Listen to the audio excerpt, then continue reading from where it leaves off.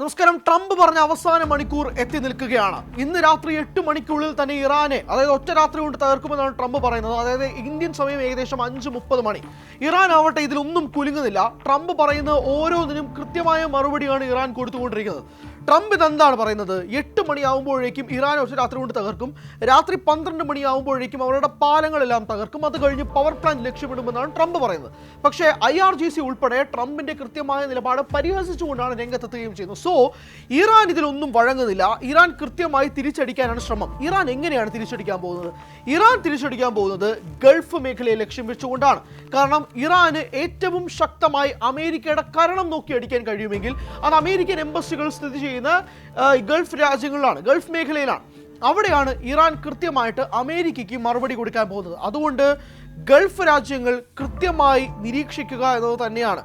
കാരണം ലോകം അവസാന മണിക്കൂറുകളിലേക്ക് നീങ്ങിക്കൊണ്ടിരിക്കുകയാണെന്നാണ് ട്രംപിൻ്റെ പ്രസ്താവന പറയുന്നതെങ്കിൽ ഇറാൻ തിരിച്ചടിക്കുമെന്നത് കൃത്യമായി പറഞ്ഞു കഴിഞ്ഞിരിക്കുന്നു. കാരണം ഇറാൻ മുന്നോട്ട് വെച്ചിരിക്കുന്ന 10 കാര്യങ്ങളുണ്ട്. അത് അംഗീകരിച്ചാൽ മാത്രമേ ഈ യുദ്ധം കൃത്യമായി അവസാനിക്കുകയുള്ളൂ എന്നാണ് ഇറാൻ പറയുന്നത്. അല്ലാതെ ശാശ്വതമായി തൽക്കാലത്തേക്ക് ഒരു വെടിനിർത്തൽ എന്നതൊന്നും ഇറാൻ കൃത്യമായി പറയുന്നില്ല. അതായത് 45 ദിവസം വെടിനിർത്താം, അത് കഴിഞ്ഞിട്ട് പിന്നീട് നമുക്ക് ഹോർമുസുമായി ബന്ധപ്പെട്ട് ചർച്ച നടത്താം. ഇതൊന്നും ഇറാൻ്റെ മുന്നിൽ വില പോവില്ല. ഇറാൻ ഇതൊന്നും കൃത്യമായ മറുപടി ട്രംപിന് കൊടുക്കുകയും ചെയ്യുന്നുണ്ട്. അവിടെ നിന്നുകൊണ്ടാണ് ഗൾഫ് മേഖല കൃത്യമായ നിരീക്ഷണത്തിലേക്ക് നീങ്ങേണ്ട പശ്ചാത്തലവും കൂടിയുണ്ട്.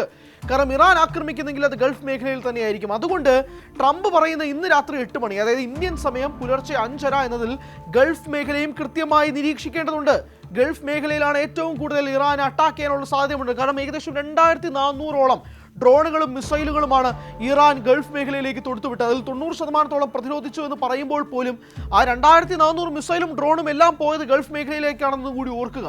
അതുകൊണ്ട് കൃത്യമായി ട്രംപ് വെക്കുന്ന ഓരോ വെല്ലുവിളിക്കും ഇറാൻ മറുപടി കൊടുക്കാൻ പോകുന്നത് ഗൾഫ് മേഖലയിലേക്കാണ്. അതുകൊണ്ട് ഗൾഫ് മേഖല കൃത്യമായി നോക്കിക്കാണേണ്ടത് കൂടിയുണ്ട്. ആ ഒരു സാഹചര്യത്തിലാണ് ഇപ്പോൾ ഏറ്റവും പ്രധാനപ്പെട്ട ഒരു കാര്യം കൂടി പുറത്തു വരുന്നത്. ദുബായിയുടെ ടൂറിസം ചീഫ് ട്രാവലേഴ്സിനെ വെൽക്കം ചെയ്യുകയാണ്. അതായത് ടൂറിസ്റ്റേഴ്സിനെ ദുബായിലേക്ക് ക്ഷണിക്കുകയാണ്. ഇപ്പോൾ ഈ കഴിഞ്ഞ 36 ദിവസമായിട്ടുള്ള യുദ്ധ പശ്ചാത്തലം കാരണം ടൂറിസ്റ്റേഴ്സ് ഒന്നും ദുബായിലേക്ക് വരുന്നൊരു സാഹചര്യമില്ല. പലയിടത്തും റെസ്റ്റോറൻറ്റ്സിൽ ആളുകൾ നിൽക്കുന്നില്ല, ഹോട്ടലുകൾ തുറന്ന് പ്രവർത്തിക്കുന്നില്ല, പലയിടത്തും വർക്ക് ചെയ്യുന്നവരുടെ സാലറി കട്ട് ചെയ്യേണ്ട സ്ഥിതിയിലേക്ക് വരുന്നു. അങ്ങനെ അവരുടെ ഏറ്റവും പ്രധാനപ്പെട്ട ആകർഷണം എന്നാണ് ദുബായ് ടൂറിസ്റ്റുകളുടെ മേഖലയാണ്. അവിടെ ടൂറിസ്റ്റേഴ്സ് വരുന്നില്ല. അതുകൊണ്ട് അവരെ ക്ഷണിക്കേണ്ട അവസ്ഥയിലേക്ക് നിൽക്കുകയാണ്. Issam Kazim, CEO of Dubai corporation for tourism and commerce marketing ആണ് ടൂറിസ്റ്റേഴ്സിനെ ക്ഷണിക്കുന്നത്. ഇവിടെ ഒരു കുഴപ്പമില്ല, സേഫ്റ്റിയും ഹോസ്പിറ്റാലിറ്റിയും നമ്മൾ ഒരുക്കുന്നുണ്ട് എന്നത് പറയുന്നത്. ഏകദേശം ഏപ്രിൽ 1-ാം തീയതി ആയപ്പോഴേക്കും എമിറേറ്റ്സിൽ നിന്നും ഫ്ലൈറ്റുകൾ ദുബായിലേക്ക് പോകുന്നത് ഏകദേശം 65ഓളം രീതിയിലേക്ക് മാറുകയും 65 ലൊക്കേഷൻസിൽ നിന്ന് ഫ്ലൈറ്റുകൾ റെസ്യൂം ചെയ്യുന്നൊരു സാഹചര്യമുണ്ട്. എന്നിട്ട് പോലും ആളുകൾ എത്തുന്നില്ല, ടൂറിസ്റ്റേഴ്സ് വരുന്നില്ല. വരുമാനത്തിൽ ഗണ്യമായ കുറവ് സംഭവിച്ചിട്ടുണ്ട് എന്നുള്ള റിപ്പോർട്ടുകളാണ് സൂചിപ്പിക്കുകയും ചെയ്തത്. ഇങ്ങനെയെല്ലാം സാഹചര്യത്തിൽ നിന്നുകൊണ്ടാണ് ഇപ്പോൾ ഇസാം കസീം ഇങ്ങനൊരു നിലപാടെടുക്കുന്നത്. ടൂറിസ്റ്റേഴ്സ് വരണം, എന്നാൽ മാത്രമേ ദുബായ് പഴയതുപോലെ തന്നെയാണ്, ഒരു മാറ്റവും സംഭവിച്ചിട്ടില്ല എന്ന് ടൂറിസ്റ്റേഴ്സിന് വാഗ്ദാനം കൊടുക്കുകയാണ്. കഴിഞ്ഞ വർഷം ഏകദേശം 19.59 മില്യൺ ഇന്റർനാഷണൽ വിസിറ്റേഴ്സാണ് ദുബായിലേക്ക് എത്തിയത്.